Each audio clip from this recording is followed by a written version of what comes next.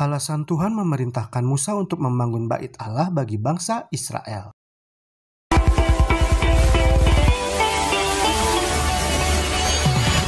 Keluaran 25 ayat 8. Dan mereka harus membuat tempat kudus bagiku, supaya aku akan diam di tengah-tengah mereka. Bunyi ayat tersebut mengungkapkan bahwa Tuhan sendirilah yang mau mendirikan bait suci atau tinggal di tengah-tengah umatnya. Dan hal itu juga menunjukkan bahwa Tuhan tidak pernah muak kepada umatnya meskipun mereka sering tidak menurut kepada Allah. Elohim akan berjalan di tengah-tengah mereka dan akan menjadi Allah mereka. Dan mereka akan menjadi umatnya. Imamat 26 ayat 11-12. Aku akan menempatkan kemah suciku di tengah-tengahmu dan hatiku tidak akan muak melihat kamu. Tetapi aku akan hadir di tengah-tengahmu dan aku akan menjadi Allahmu dan kamu akan menjadi umatku. Bait suci yang harus dibangun di dunia ini, di mana Allah memilih untuk diam bersama-sama dengan umatnya, sesungguhnya bait Allah itu nantinya untuk menjadi pusat tempat upacara korban hewan. Dalam perjanjian lama Allah menentukan jalan bahwa cara seseorang agar bersih dari segala dosanya itu adalah melalui upacara korban hewan. Dan syarat serta tata cara persembahan korban hewan tersebut diperinci dalam kitab Imamat pasal 1-7. Dalam pasal-pasal tersebut ada dijelaskan bagaimana cara penggunaan serta cara memercikan darah hewan korban yang harus dilakukan. Peran darah hewan dalam upacara korban hewan yang dilakukan oleh bangsa Israel itu adalah merupakan satu gambaran yang menyatukan atau sebagai lambang penebusan atau pengampunan. Dalam perjanjian lama mengenai seseorang yang berdosa itu, hal itu berarti bahwa dirinya telah merusak hubungan perjanjian dan hukum yang mengaturnya. Namun hubungan yang telah rusak itu dapat dipulihkan kembali dalam persekutuan penuh dengan Allah. Caranya yaitu dengan membawa seekor binatang korban ke bait Allah untuk digunakan sebagai pengganti.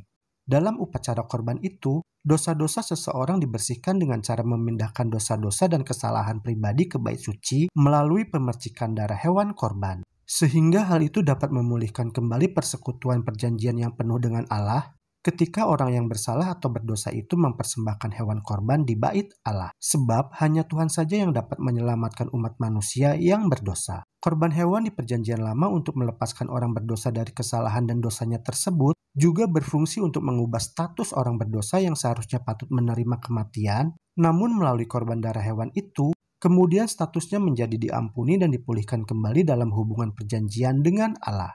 Dan sesungguhnya hewan korban itu sifatnya adalah sebagai sebuah lambang nubuatan, karena tidak ada satupun binatang yang cukup untuk menggantikan dan membuat pendamaian bagi dosa dan kesalahan manusia. Ibrani 10 ayat 4, sebab tidak mungkin darah lembu jantan atau darah domba jantan menghapuskan dosa. Jadi seekor hewan korban yang dipersembahkan dalam upacara korban hewan di perjanjian lama itu sesungguhnya adalah menunjuk kepada nubuatan ke masa depan atas kedatangan anak Allah yang adalah manusia ilahi, yaitu menubuatkan Yesus Kristus yang akan mengalami kematian atau sebagai pengganti karena dosa-dosa dunia.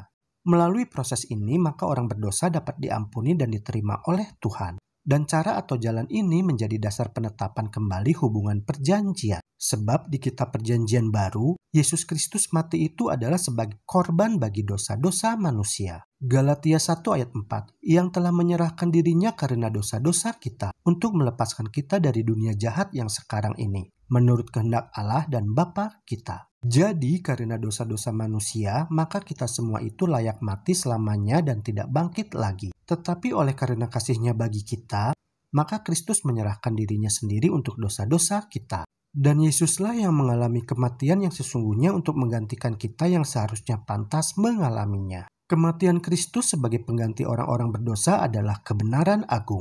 Jadi seluruh pengharapan, pemulihan, kebebasan, pengampunan, dan kehidupan kekal di surga, semua itu terletak pada pekerjaan yang Yesus lakukan, yaitu menyerahkan dirinya sendiri untuk dosa-dosa kita. Jadi pemahaman atau ajaran teologi yang mengajarkan untuk menyangkal darah pendamaian Kristus, maka hal itu adalah sama saja dengan menolak inti kekristenan atau kebenaran Alkitab firman Tuhan.